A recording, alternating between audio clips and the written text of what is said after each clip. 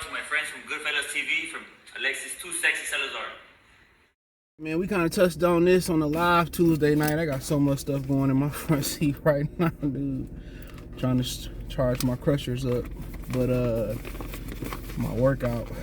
But appreciate everybody for tapping in, thumbsing up the video, share the video, subscribe to the channel.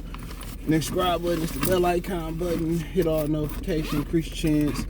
Get notifications, we go live or drop a video. There we go. Yeah, we talked about, I was watching Ring IQ. He had a live Sunday night. I was watching it, trying to optimize the live stream we did Sunday night. So we did 2 live streams Sunday. We did one early in the morning after T.O. and the Bud fight, and we did one in the evening. So go check that out. You can watch all the lives, or listen to all the lives on the podcast platforms. I mean, we on Amazon Music, Google Podcasts, Apple Podcasts, Spotify, Stitcher, Radio Public, pretty cool too. Anchor, pretty much whatever you want to listen to. Let me know if I don't have it. I'll find it. But you hit the link tree. It's the first link in the description. Take you everywhere I'm at. If you want to financially support the channel, you can. If you want to follow me on Twitter, Instagram, you can. I appreciate the follows on Twitter and Instagram.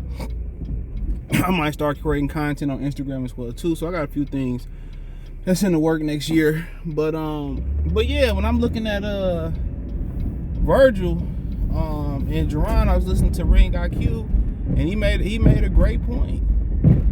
He made a terrific point. He said if they really wanted to fight Bud, and they would just petition to fight Bud. Now, at the end of the day, we know the promoter supposed to work for the fighter, but we know that ain't how it go today. So they could be saying they want something, they ready for something, and it can be the total opposite what they team think. So obviously, it's a promoter decision. They hold all the business. What Al Heyman tell Terence Crawford, he said never in the history of 2 fighters sat down at the table and made a deal. So, like I said before, they don't want the fighters in the business. They don't want you to learn the business and branch off and start doing, what you can do. They don't want you to cut them out. Learn the business. Trust and believe. Whatever you're working in, you don't want to end up like Bob Ross. That was a very crazy documentary. You don't want to end up like Bob Ross. Learn whatever you in. If you got a brick mason or contractual business, and you the dude that you the brick mason, or you the carpenter, or you the painter, or whatever, and somebody else handle the business, learn the business. Learn the business. You know what I'm saying? The business is what's important. Learn the business. But you always need to know the business. But they could be saying one thing, and they probably really believe they could be Bud. And in history, there's been a lot of young fighters come up, and Blood Boss was talking about how Leon Spinks beat Muhammad Ali at 7-0. You know what I'm saying? And Mayweather said, well, he a bum for losing to Leon Spinks, whatever. Leon Spinks was a gold medalist. Kevin Cunningham came on, and we all agreed it's the most, it's the greatest boxing family out there. Michael the Jinx Spinks might be one of the greatest light heavyweights of all time, and he was a world champion at heavyweight. 2 heavyweight champions, brothers, and the brother with Leon was a gold medalist. Not sure Michael was a medal in the Olympics, but nonetheless,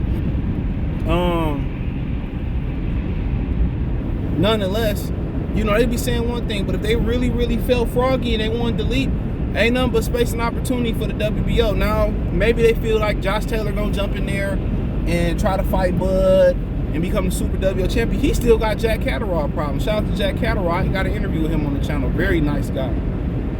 I wish, he kind of would have stepped it up a little bit, but I like Josh Taylor too. Really good dude, both of them. So, but, if they really wanted to fight Bud, they wouldn't be going their own separate ways. They wouldn't be trying to go to WBC and order Thurman for Vergil. Wouldn't go to WBA, then get Stay Honest. And then they blocked Boots from getting Stay Honest. Then, Boots, said they was going to WCWA route. Now they going back to IBF route. Ain't nothing but space and opportunity in the WBO. come on, Vergil number 1, Ennis number 2. And Oscar De La Hoya already said that, you know, Terence Crawford would be a tough fight for him. So they go on the route of least resistance to get a belt. They know Errol Spence is going to vacate and not fight them. Bud more likely going to hold his ground and probably more likely to fight him.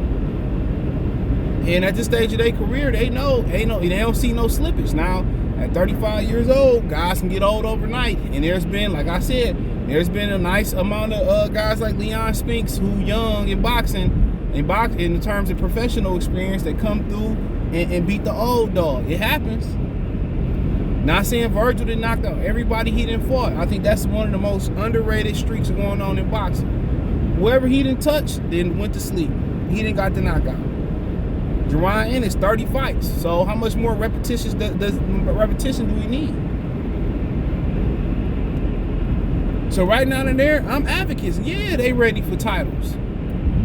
You want to look for something hard enough, you gonna find it.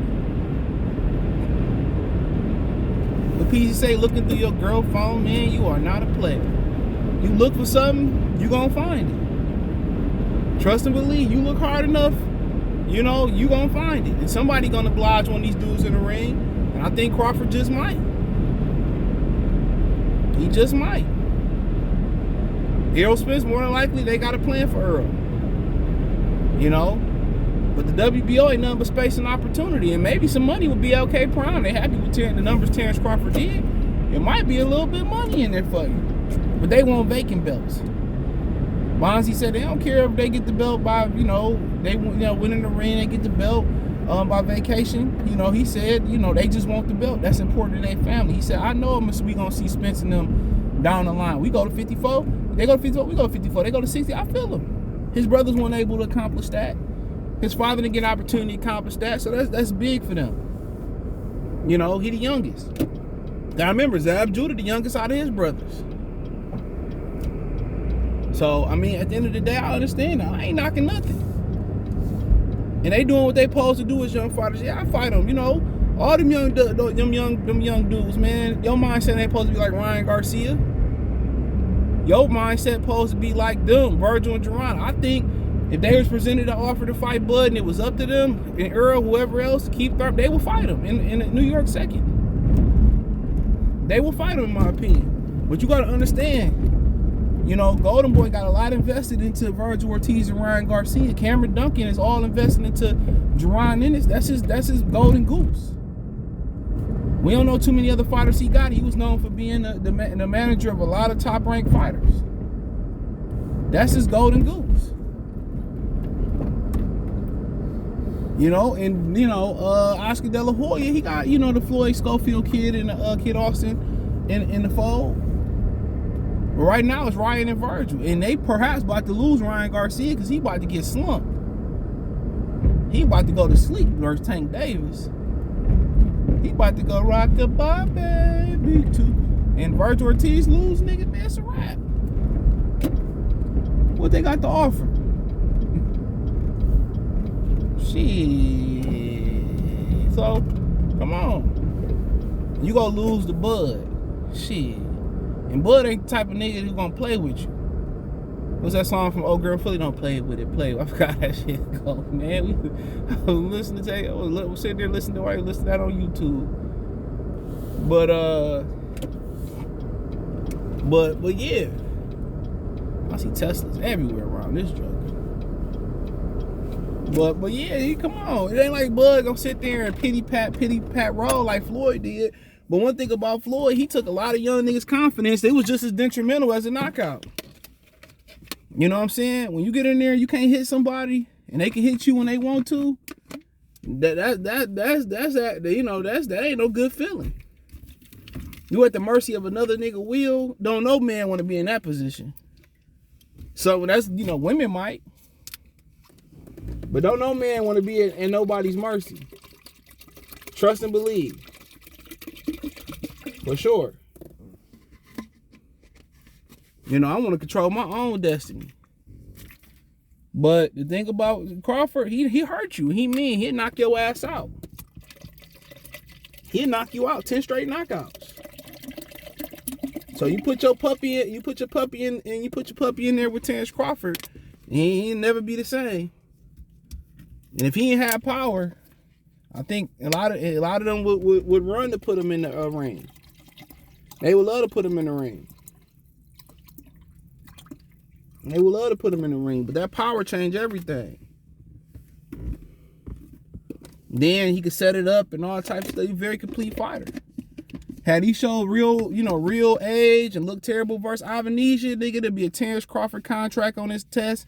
It'd be a Vergil Ortiz contract on his desk. It'd be a Thurman contract on his desk. It'd be a Boots contract on his desk. It'd be a Ugg Boots contract on his desk. Everybody be trying to fight him. Shit, it'd be a Inoue contract on his desk. Shout out to Inoue. See Paul Butler win 11. Yeah, I don't even wake up and I was tired of this shit. I've been tired of shit. But, I mean, it is what it is. This man really driving the Tesla and putting 2 hands on the wheel. Maybe it make you put 2 hands on the wheel. But yeah, man, but hey, you know, there's one thing the fighters won't, but the promoters and the handlers run the show.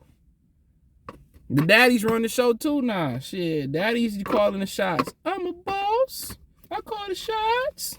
Daddy's calling the shots too now in boxing.